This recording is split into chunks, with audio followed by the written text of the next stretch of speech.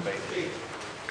I call the honourable member Dennis O'Rourke. Thank you, Mr Speaker. As we know, this bill is intended to regulate the operation of the electronic identity verification service, to give individuals using the internet the option of using a secure channel to verify their identities, to access services from approved government and non-government agencies. Mr Speaker, I use the iGov service. I find it a service which is secure, very efficient, very usable, and something which I look forward to using as a means of doing business on the internet, which I need to be secure. I think it's a good facility that should be extended to other users and to other agencies. It is the way of the world. It's what people expect of us today. The provisions of the bill will expand the service to all members of the public and allow more agencies to use the service to identify their clients. And so for those reasons, New Zealand First supports the bill. I do, however, have some comments to make concerning the penalty provisions. First of all, relating to unauthorised hacking, deleting, altering of information with respect to Section 56.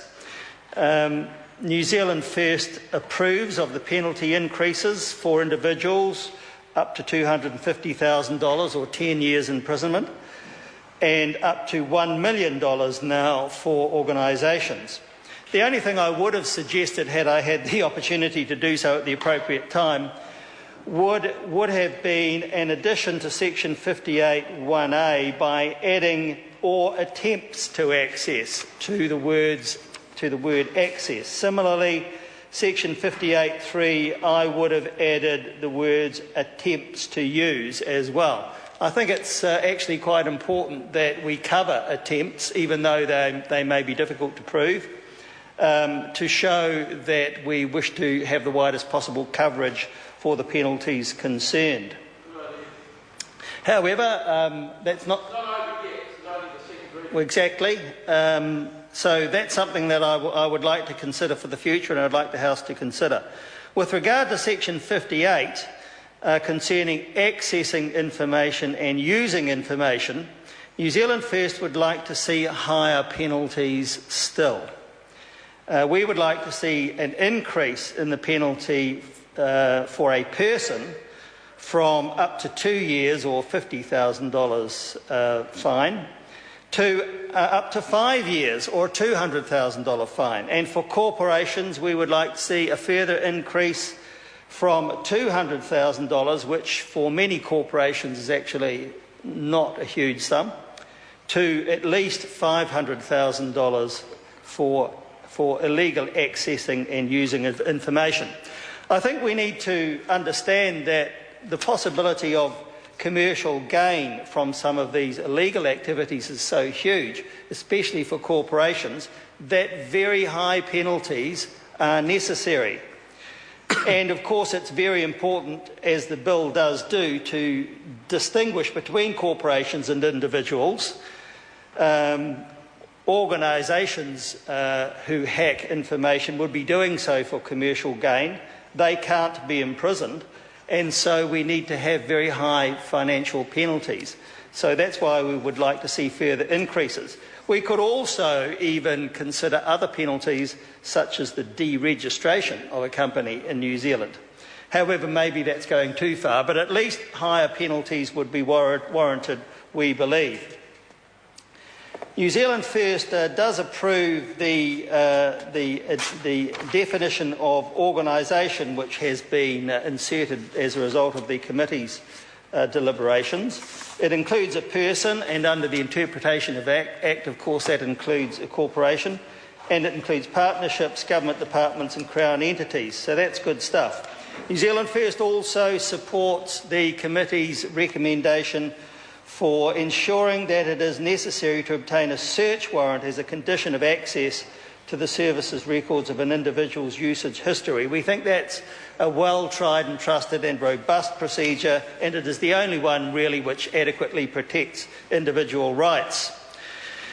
With respect to the regulation of information, New Zealand First agrees with the new clause 65A concerning regulations to prescribe the length of time electronic identity credentials, photographs, records of usage history, status information and technical codes are retained after their cancellation, revocation or expiry.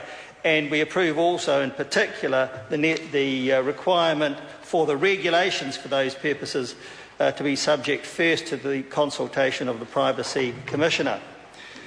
New Zealand First also approves the new clause 65A to allow a different duration to be set in regulations for electronic identity credentials issued to children under 14 years of age for the reasons stated in the committee's report, but simply because children's appearances change dramatically as they age and generally hold fewer identity documents, which can limit the effectiveness of biometric checks. So that's just sensible stuff as far as we are concerned. New Zealand First further supports the new subclauses 26, 5B and 5C in relation to the situation where an individual's application to amend their information has been refused by the applicable Chief Executive and requires that Chief Executive to take reasonable steps to indicate that information recorded in a credential is disputed. That's the very least we think that should be done in those sorts of circumstances. Mr. Speaker, overall, New Zealand First supports the provisions of the bill and the Select Committee's other recommendations, and especially the roles identified for the Privacy Commissioner. We will wish to debate further the issues that I've mentioned concerning penalties, the additions of the offence of attempting to access or attempting to use, and increased provision penalties for individuals, but especially for corporations, illegally accessing and using information in the way that I mentioned previously. Apart from that, Mr. Speaker, New Zealand First is happy to support the bill. I call the Honourable Trevor Mallard. I want to thank the member who's just spoken on the bill. I think in